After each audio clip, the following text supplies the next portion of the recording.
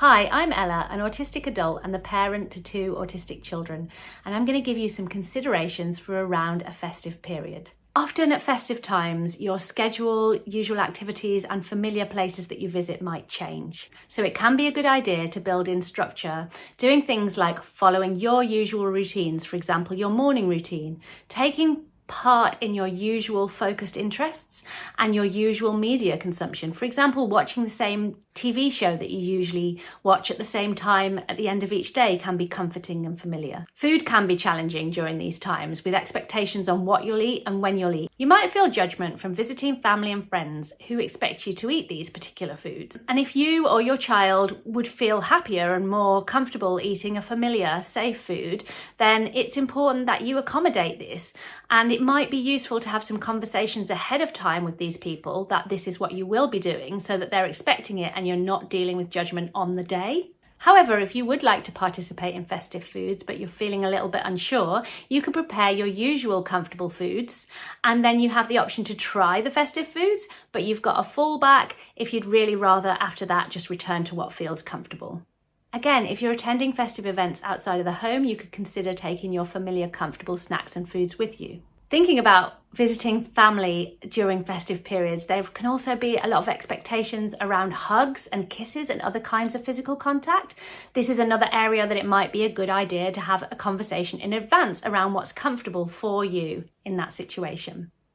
Festive events that you attend outside of the house can be busy, noisy, crowded, and lots of social expectations. So some of the ways that you can support yourself with this is taking your sensory tools that can help you with this. Things like noise-cancelling headphones, ear defenders, sunglasses. You might also want to consider the time of day that you're visiting. It could be quieter at a particular time of day. Or for example, with lights, they might be less overwhelming if you visit during the day rather than at night time.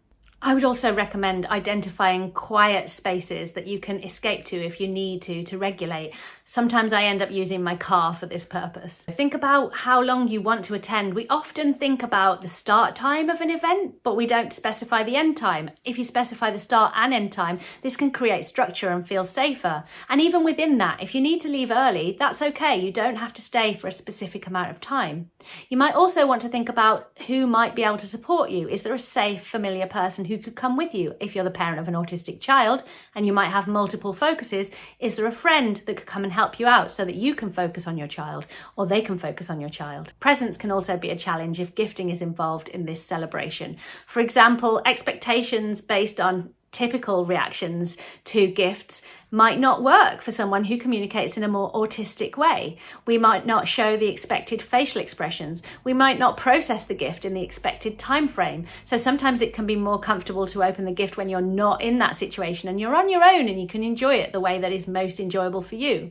Also thinking about gift wrapping, many autistic people have challenges with fine motor control and this can make that a little bit of a challenge. So think about wrapping gifts in a way that is easy to unwrap or not wrapping them at all. Through all this, you might find yourself masking heavily due to expectations, and this can be exhausting and overwhelming, but it's not always safe, comfortable, or possible for someone to unmask. So if you are masking heavily, giving some thought to what you might need to support you.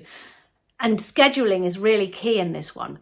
Recognize how long you need to regulate if you are masking and don't feel that you need to say yes to everything. Create a schedule that is comfortable and manageable for you. There can be a lot of pressure around festive times to comply with specific customs or traditions or food types. However, it is okay for you to create your own traditions and to enjoy the festive period in a way that works for you, because being autistic can mean enhanced enjoyment and focus if you're allowed to be authentic in your experience.